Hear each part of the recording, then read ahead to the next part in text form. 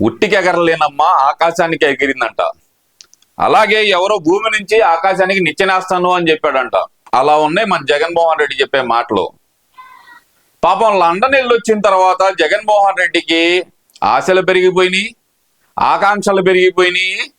ఇంకా చెప్పాలంటే గనక జుట్టు కూడా పెరిగిందండి, కొంచెం లిటిల్ బిట్ జుట్టు కూడా పెరిగింది. అందుకనే పాపం మళ్ళీ పీకలేరని మొదలు పెట్టాడు. ఇవన్నీ ఎందుకు చెబుతున్నానంటే గనక ఈరోజు తన కార్యకర్తలు అలాగే సీనియర్ నాయకుల సమావేశంలో మాట్లాడుతున్న జగన్మోహన్ రెడ్డి కొన్ని వ్యాఖ్యలు అయితే చేశాడు. ఇప్పుడు మాట్లాడుకోవచ్చు, కార్యకర్తలకు ధైర్యం చెప్పుకోవచ్చు, ఏదైనా చెయ్యొచ్చు. అది ఒక నాయకుడికి ఉండాల్సిన లక్షణం, దాన్ని ఎవరు తప్పుపట్టరు. కానీ ఇక్కడ జగన్మోహన్ రెడ్డి చెప్పింది ఏంటంటే గనక ఒక్కసారి మీకు వినిపిస్తానే దాని గురించి మాట్లాడదాం మనం. ఎల్లకాలం ఉండవు. ఎవరికి ఏ కష్టం వచ్చినా కూడా నా కథ గుర్తు తెచ్చుకుంటా. ఇప్పుడు సినిమాల్లో ఇంట్రోలు చెప్తారు ఒక దేవుడి కథ. ఏది దేవర సినిమాలో ఒకటి ఉంది, నీకు పలానా వ్యక్తి దొరకాలంటే నీకు మా దేవర కథ తెలియాల్సిందే అంటూ ఇంట్రో మొదలు పెడతారు. అలాగే జగన్మోహన్ రెడ్డి అంట ఏది ఎవరికి కష్టం వచ్చినా జగన్మోహన్ రెడ్డి కథ గుర్తు తెచ్చుకోవాలంట. అవును, మరి చాలా గొప్ప కథ జగన్మోహన్ రెడ్డిది. ఎంపీ సీటు తనకు కావాలని చెప్పి సొంత బాబాయిని రాజీనామా చేపించడానికి తన ఇంట్లోనే తన మీద దాడి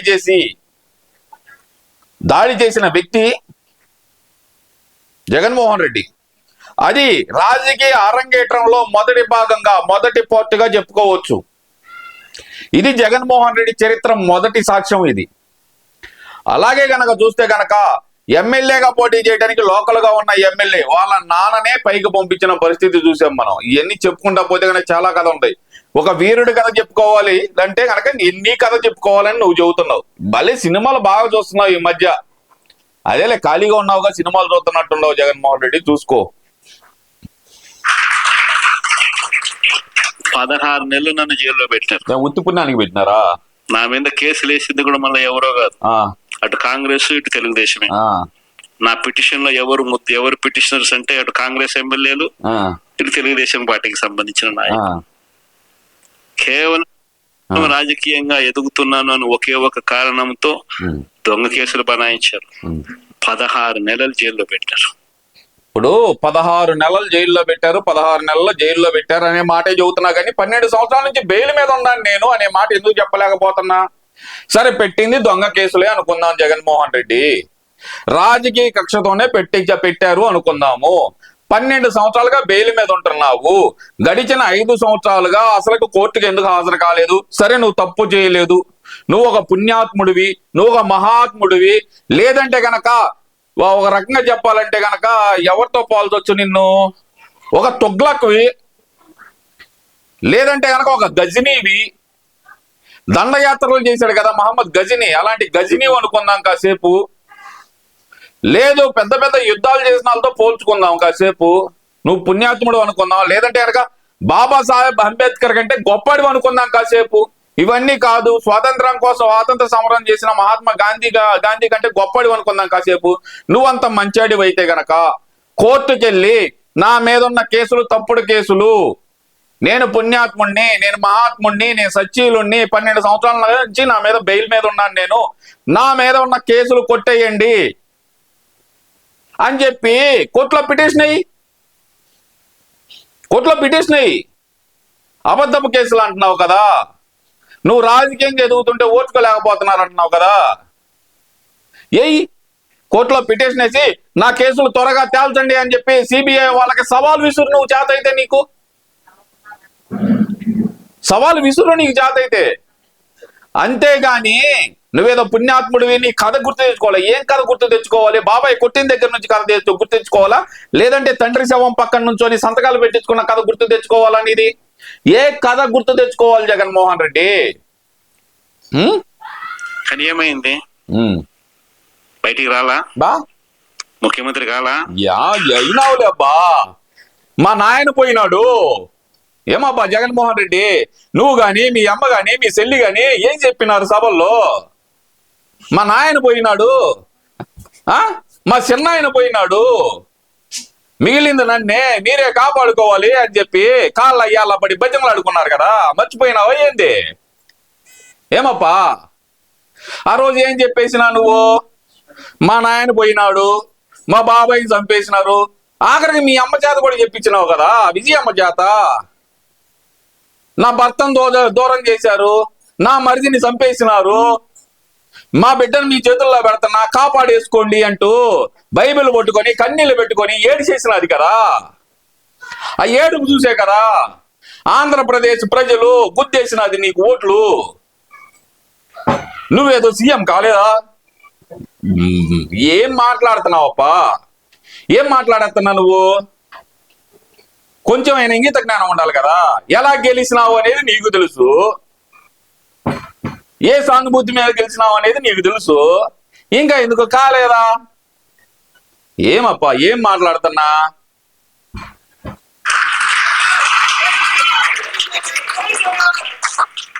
ప్రతి ఒక్కరు ఇది గుర్తుపెట్టుకున్నా. గుర్తుపెట్టేసుకున్నావులే. ఎవరికైనా ఇంతే. మహా చేస్తే వీళ్ళు ఏం చేయగలుగుతారు? దొంగ కేసులు పెడతారు,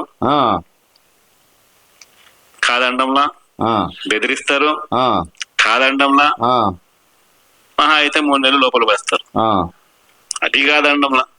కానీ ఏం చేస్తారు? 3 నెలల తర్వాత మళ్ళా వస్తాం, రెట్టించిన ఉత్సాహంతో మళ్ళా పనిచేస్తాం. ధైర్యం చెప్పమంటే గనక దొంగ కేసులు పెడతారు, కాదంటలేదు, బెదిరిస్తారు, కాదంటలేదు, అవసరమైతే అరెస్ట్ చేస్తారు. ఏమైద్ది? 3 నెలల తర్వాత బయటకు వస్తాం, రెట్టించిన ఉత్సాహంతో పనిచేస్తాం అంటున్నావు. ఇప్పుడు గడిచిన 5 సంవత్సరాల్లో నువ్వు పెట్టిన కేసులు చెప్పు. పోస్టులు ఫార్వర్డ్ చేస్తే కేసు. ఏం జగన్మోహన్ రెడ్డి?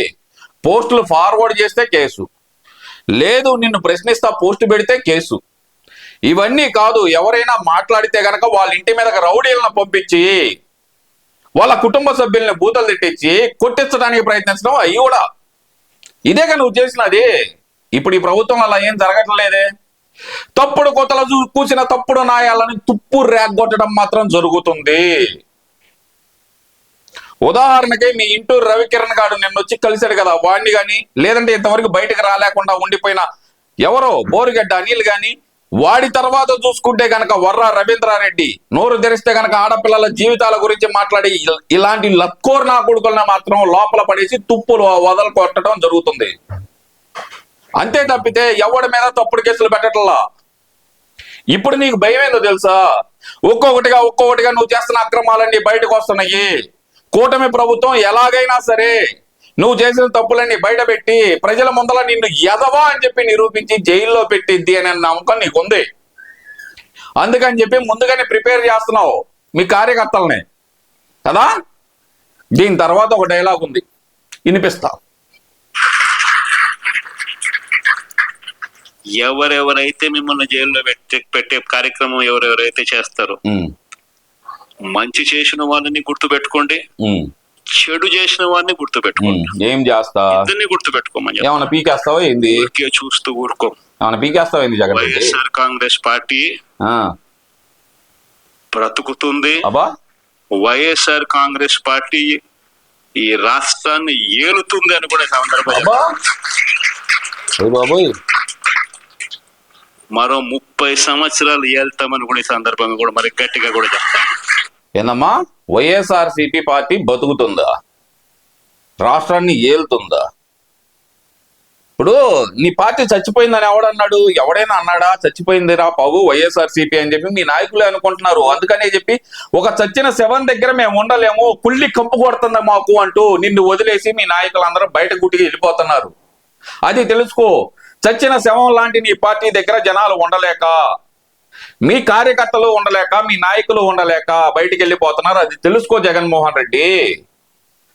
అంతే తప్పితే గనక బతుకుతుంది, బతికిస్తుంది, ఇంకో 30 సంవత్సరాలు ఏలుతుంది అంటున్నావు. ఏమన్నా 2024 ఎలక్షన్ల ముందర ఏమన్నావు అబ్బా నువ్వు?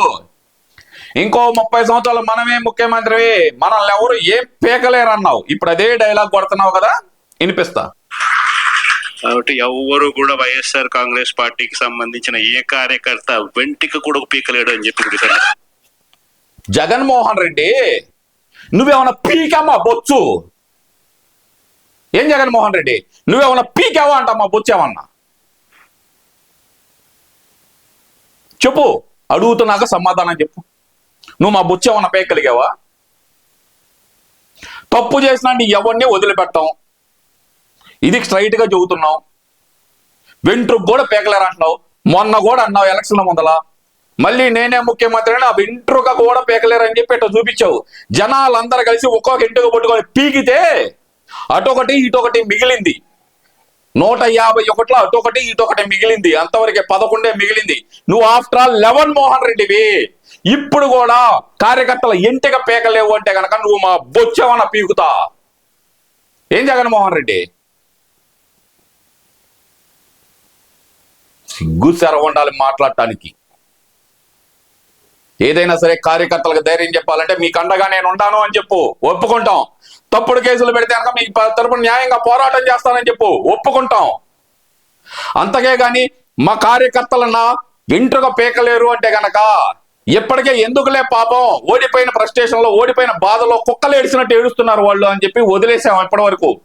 ఇక నుంచి గనక వాళ్ళని టార్గెట్ చేయడం మొదలు పెడితే నువ్వు బుక్క బట్టి ఏడుస్తానికి టైం కూడా సరిపోదు. నీకు చెబుతున్నా 24 గంటల టైం సరిపోదు. ఎంటుక పేకలేరు అన్నావు కదా, నువ్వు అబ్బొచ్చావన్న బీగుతా.